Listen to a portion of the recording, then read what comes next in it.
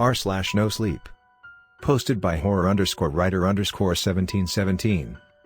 Camping alone can be terrifying, especially when something's hunting you. The screams echoed through the trees.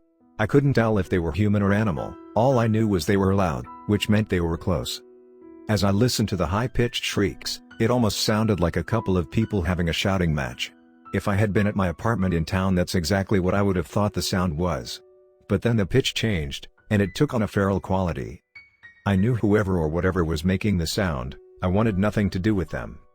Thinking you're alone in the wilderness is one thing. It gives a certain freeing feeling like you're so close to nature. But knowing you're alone and hearing the terrifying, nearly indescribable sound, sent chills down my spine. I quickly questioned how much longer I would be alone, or alive. Did those things know I was here? Were they planning their attack? Or was it just a gathering of something, like a harmless chill session? In the woods? In the dead of night? Survival instinct was screaming for me to get out of there as quickly as possible. To hell with the tent and my supplies, just leave. For a brief moment, I nearly listened. Later, I would wish I had. Fortunately, I hadn't made a fire yet and decided against one now.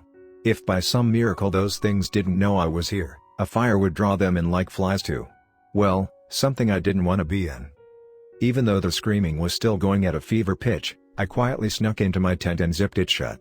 As if some flimsy material would magically keep at bay whatever beasts were raging out there.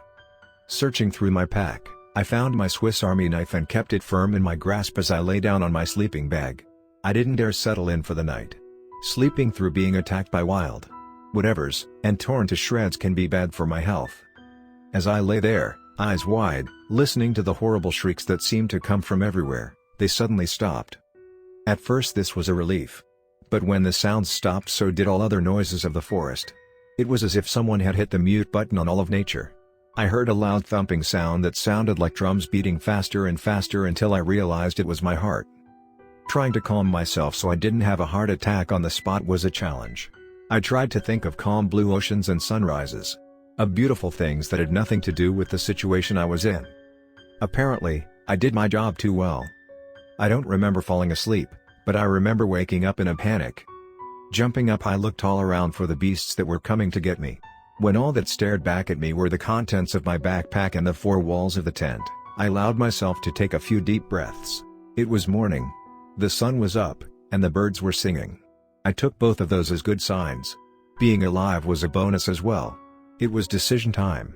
Do I pack up and cut my trip short by 2 days, or do I write off last night's incident as a rare occurrence and not worry about it today in the daylight as the sun's rays bathed me in warmth? It's funny how fear manifests itself so much stronger at night. Last night the forest seemed like the most horrifying place I'd ever been. Today it looks like all the beauty of nature is spread out before me. I couldn't imagine anything bad happening in such a picturesque place. As I looked out over the clearing in the woods, I saw a large dark spot that was moving towards me. I dove into my tent and emerged with a pair of binoculars. Peering through them, I saw the spot was a bear, and it was headed my way.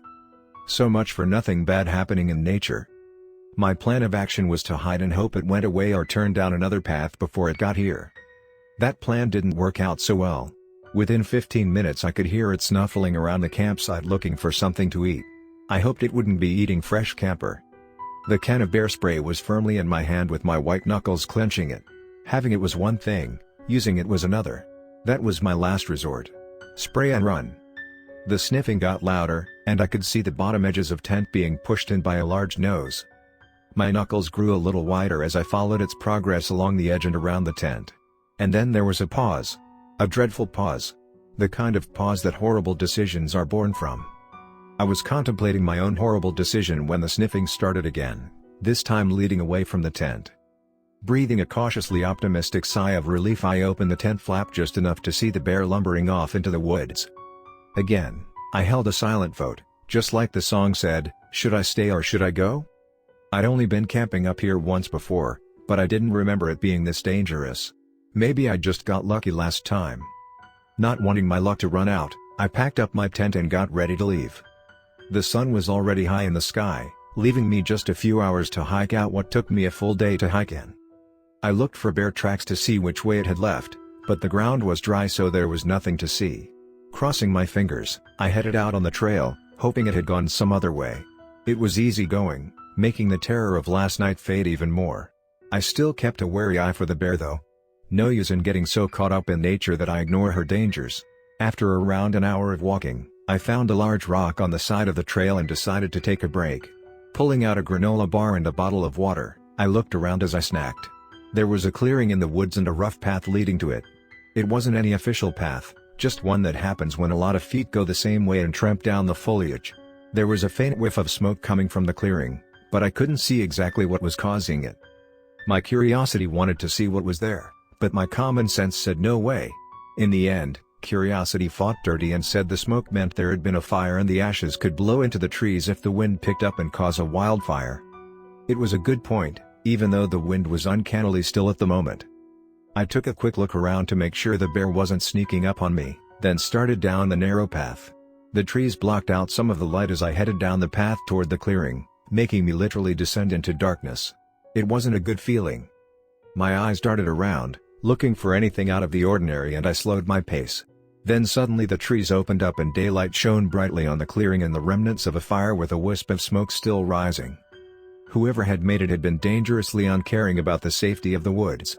The fire sat right in the middle of a patch of grass, with no ring of stones surrounding it. My ire rose at the carelessness of this person.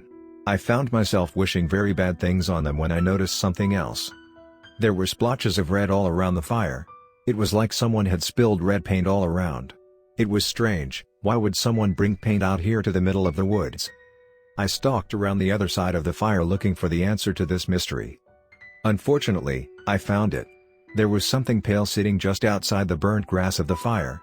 It was next to a splotch of red. I bent down and moved the grass to see more clearly. Picking it up, I saw it was a severed human toe. I dropped it and stood up like a shot. The red splotches made sense to me now. They weren't paint, they were blood. A chill ran down my spine. I suddenly felt very alone and surrounded. My eyes darted all around the clearing and into the trees as I did a slow circle, searching for whatever was about to attack. As I searched, I saw the red splotches led off into the woods in the opposite direction of the trail. Curiosity tried to get me to follow, but I told it to shut the hell up and hightailed it out of there, my head on a swivel searching for threats. Just as I was about to reach the main trail, I literally ran into the bear. I'd been so busy watching behind me for whatever might be chasing me, that I didn't see what was in front of me. It turned to face me, showing its red teeth. Then it stood on its hind legs, dwarfing me, and roared. I wished I'd worn the brown pants because I soiled myself in fear. I was so terrified I didn't move. I couldn't. I was paralyzed. It dropped back down onto its front legs and approached me, teeth bared. I knew right then it was responsible for the screams and the dismembered doe. The only thing I couldn't figure out was the fire. I'd never heard of bears being able to start a fire. This was unfortunately the last thought going through my head before being eaten. It sniffed and took a step back. If I'd known dropping a load in my pants would save me, I would have done it last night. As I looked into the eyes of my death, it wasn't looking back at me. It was looking past me. I wasn't sure what kind of trick this bear was pulling. It wasn't like it had to fool me or anything. It had me dead to rights. Curiosity made me turn and follow the bear's gaze. I instantly regretted it. Standing near the clearing was a monster. It was like nothing I'd ever seen before. It stood on hind legs, at least 8 feet tall. It had the horns of a deer, but the face looked like a deer's skull with no skin on it. Its shoulders were covered in what looked like a cloak made of another animal's skin. The bear let out a deep growl full of menace. I took the opportunity to back away and allow the bear a clear path to its adversary. It glanced at me for a moment, then started toward the monster. As soon as it was past me, I dropped my pack and ran down the trail with every ounce of speed I could muster. It didn't matter that my car was miles away. It didn't matter there was no way I could sprint all the way there without collapsing and having a heart attack. Just then I heard the fight. The growling, roaring, slashing, knocking trees down, fight that would have been awesome to watch. From inside a bunker with 2-foot-thick concrete walls. Just me, alone, without a rocket launcher to defend myself, there was no way I was sticking around. I ran for a solid 10 minutes before the stitch in my side told me I had to at least slow to a walk. I didn't dare stop. I knew I had to keep moving. It was my only chance of surviving by some miracle. The sounds of the fight echoed throughout the trees, making it seem surreal to hear it, then hear it echo back again. It sounded like the fight was slowing down. I hoped it would last for a while longer. Maybe, whichever one would forget about me or be too tired to track me down. My walk had become a limp. I was nearly out of energy and had a mile to go to the relative safety of my car. Surely by now I could take it easy. As the thought rolled through my brain, the sounds of the fight ceased. The fading echo was all that remained. I wondered which one had been victorious and comforted myself that the victor was surely enjoying the spoils by feasting on the fallen adversary. But in the back of my mind, unease grew. What if it didn't forget me? What if it was following me right now? I found myself walking a little faster, much to the pain and chagrin of my legs. The silence that fell in the aftermath of the fight was disconcerting. The animals around me that had been chattering away, suddenly falling silent, was alarming. I started jogging, each step a new exercise in pain. There was no doubt I was being followed. The footsteps behind me were getting louder by the moment. My car was in sight. I was almost free. The footsteps behind me were very loud now. I knew it was right behind me, but I didn't dare look back. Run, don't think, just run, my thoughts screamed at me. Even my curiosity had no desire to look back. 10 steps from the car, I dug in my pocket looking for my keys. For a brief terrifying moment, I couldn't find them. Then I dug a little deeper and came away with my prize. I hit the remote to unlock the car and dove into the driver's seat. The engine had just roared to life when the monster appeared. I threw the car in reverse and stomped on the gas, whipping around and making the monster miss crashing through the windshield. I jammed it into drive and floored it as the monster recovered and started after me. For a long, horrid moment, it seemed to be catching up to me. The road was gravel and had several potholes in it. I found myself swerving to miss the biggest one so my car wouldn't bottom out. But by doing so, the monster gained ground. It was almost within reach of my rear bumper when I slid sideways onto the main road. Once on the pavement, I floored it and watched with satisfaction as the monster fell behind. I breathed a sigh of relief as I relaxed and settled in for the ride home. It wasn't long until I was pulling into my driveway and parking. My head fell back against the headrest and I was tempted to take a nap right there when my nose reminded me of the state of my pants. Walking in empty-handed was a mixed blessing. I'd left hundreds of dollars in equipment behind, but at least I was alive. My shower called to me. I stripped, threw my pants and underwear in the trash, then settled into the longest, most rewarding shower of my life. After drying, I threw on a Metallica t-shirt and a pair of shorts. I came back out to the living room and settled in to watch a movie. Horror was out. I knew I'd have nightmares for weeks about my ordeal. I decided to watch an episode of Wipeout. 3 episodes later I found my eyelids fighting gravity and exhaustion. Heading to bed, I turned out the lights and stepped up to the living room window. Looking out over the lights of town, I sighed seeing the trees of the park far in the distance and knowing I'd never visit there again. Before I turned toward my bedroom, something caught my eye. It was impossible. I rubbed my eyes to be sure. The monster was creeping out of the woods and coming straight toward my house. As I watched, it looked up and saw me. Our eyes locked. Mine full of fear, its full of menace. I ran through the house making sure every door and window was locked. After that, I went to my bedstand and pulled out my snub-nose .38, checking to make sure it was loaded and grabbing a handful of extra bullets, shoving them in my pocket. Running back out to the living room, I looked out the window, but it was gone. Pressing my face against the glass I searched the front yard, but it wasn't there. For an instant I wondered if my imagination had been playing tricks on me. I went to the kitchen window and looked into the backyard. It was dark, and I couldn't see much.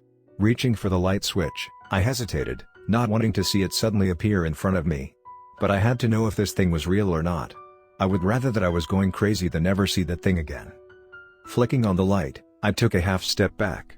Nothing was there. I scanned the entire backyard, all the way to the woods that bordered my property. Nothing. I shrugged and was about to go to bed when I heard it. My foot stopped on the first step, and I turned back toward the door. Someone or something was scraping against the front door. Feeling like I was in a trance, I was drawn to the door. Leaning up to the peephole, I closed my eyes and breathed a silent prayer that nothing would be there. My prayers were answered. There was nothing out there. As tempted as I was to just accept this audible hallucination, my shaking hand reached for the doorknob. The distance between my hand and the door seemed to fade, like one of those scenes in a horror movie where the camera zooms in while going backward. I turned the knob and held my breath while opening the door. Nothing was there. I released a breath I didn't realize I was holding. Looking around, the yard was empty, just the evening mist clinging to the lawn. My imagination had gotten the best of me. I turned to go back inside and saw the door and door frame had long scratches on it. My blood froze. It was real. It was here. It had tracked me down. As terror gripped me, I saw a flash of brown for an instant before it charged me. In sheer desperation, I fell back into the door just as it hit the doorframe. Its antlers slammed into the doorframe, sending splinters flying as it struggled to get loose from the destroyed wood. I lay on the door, watching in grim fascination, stunned by the fact that it had missed gouging my eyes by a mere fraction of an inch. The doorway had saved me. The same doorway that was rapidly disappearing under the monster's onslaught. I regained myself and ran. As I darted through the living room, somehow, I had the presence of mind to grab the house phone and dial 911 as I headed down the basement steps, slamming the door behind me. 911, what's your emergency? Came the lady operator's voice. I'm being chased by a monster who's trying to kill me, I said, vaulting down the stairs. I'm sorry, could you repeat that? I'm being chased by a monster who's trying to kill me. Are you talking about a person? No, what do you not understand about the word monster? I shouted. All right, it's my duty to inform you that prank calls will be reported to the police and you could face charges. Fine, send the cops, maybe they can fight off the monster long enough to put me in cuffs. The line disconnected. Son of a... I said as I heard the monster stalking around inside the house. I squeezed myself into the far corner between the wall and the oil tank and tried to be as quiet as possible. Barely breathing, I listened to its measured steps as it crept from room to room. The floorboards complained with loud creaks, telling me this thing weighed considerably more than me. I heard it turn toward the stairs and thought about making a run for the cellar door that led outside when my phone rang. Hello, I screamed, trying to be as quiet as possible. Is this the person who just called 911 about a monster? Yes, who is this? There was a pause as I heard the footsteps change direction. I'm from another agency, he said. Could you describe the monster for me? So you're from one of those three-letter agencies that always say they don't spy on our phone calls? Could you describe the monster for me? It's huge, I whispered. At least 8 feet tall, covered in fur, and wearing the fur of another animal over its shoulders. Oh, and it has antlers like a deer. I heard a sharp intake of air. Where is it? I gave him my address. I meant, where is it in the house? It's on the first floor and I'm in the basement, I whispered. But I think it's coming down here. Just then I heard the basement door open. Gotta go, I whispered, then hung up the phone. The basement stairs groaned under the weight. I hoped that the wood would collapse under the weight and it would fall, snapping its neck. No such luck. The stairs creaked as it continued to the bottom. I had to duck in this basement, so I was sure it was on all fours to keep from getting tangled in the rafters. My heart pounded. I struggled to keep my breathing quiet so I wouldn't give away my position. The chuffing of the monster's breathing was getting closer. I wanted to close my eyes but had to know when it came close enough. Instead, I reached into my pocket and pulled out the gun. Aiming it at the corner, I waited. The skeletal snout appeared, but I didn't shoot. The shot would just bounce off of bone. I wanted to hit something more vital and hope that I might somehow survive. The rest of the bony skull made its appearance and went by without noticing me. Next came the neck and the rest of the body. I wasn't sure where this thing's vital organs were, so I held off, hoping that it might not notice me at all. Those hopes were dashed when it sniffed, then whipped around and stared right at me. I took that as a sign to shoot it in the chest. The gunshot was deafening, especially in such a closed space. My ears were ringing so loud I could barely hear the monster screaming and tearing my oil tank limb from limb, trying to get to me. I fired again, trying to hit any part of its body as oil flew from it, thrashing around. We were both covered in heating oil, and yet it still kept coming. 3 more shots didn't even slow it down. It was so close the muzzle of the gun was nearly touching it. I shoved the barrel in one of its eye sockets and pulled the trigger. The flame from the exploding gunpowder set the oil on fire. I don't know if it was that or the bullet bouncing around in its skull that made it shriek even louder. Flame engulfed its screaming form, making it look like a demon straight from hell. It ran out of the basement through the outside doors, bursting out into the open air and disappearing into the night. I was so relieved I didn't notice right away that I was on fire. The oil that had splashed on me had ignited when the monster caught fire. I tried to push my way out quickly, but the monster had shoved the tank closer to the wall, pinning me. The fire devoured the oil on my clothes and my bare skin, making me scream in agony as I tried in vain to get away from the fire. This was it. I would die this horrible agonizing death, trapped in an inferno. The monster would get its revenge and not even know it. Maybe once it extinguished its own fire, it would come back and devour what was left of me, like a well-done steak. I must have been hallucinating. I could have sworn a cloud enveloped me just before I died. I woke in a white room with an annoying beeping sound that wouldn't stop. There was a smiling face sitting in the corner staring back at me, attached to a man I'd never met. "How are you feeling?" he said, stepping over to the hospital bed. "Am I dead?" I rasped. "Not yet," he chuckled. "It was close though. If we hadn't gotten to you when we did, you would have been a shish kebab." I tried to lean up but pain put me back in the bed. "Yeah, you're not gonna be taking any hiking trips for a while," he said. "You've got burns all over your legs that'll need some time to heal." "I'm never going hiking again," I said. "Are you the guy I talked to on the phone?" "Yeah, do you mind telling me the rest of what happened?" he said, pulling out a pen and notepad. "Sure," I said, shrugging. "Since you saved my life, it's the least I could do." He pulled his chair over and got comfortable. "What happened to the monster anyway?" I said. He hesitated. "It got away, didn't it?" "Yeah," he said, lowering his head a little. "We lost the trail after it extinguished itself, but don't worry, we'll find it." I didn't comment on my opinion of the competency of government agencies out of respect for the man who saved my life, but suffice it to say I wouldn't be sleeping very deeply once I got back home. "Where would you like me to start?" I said. "The beginning is always a good place."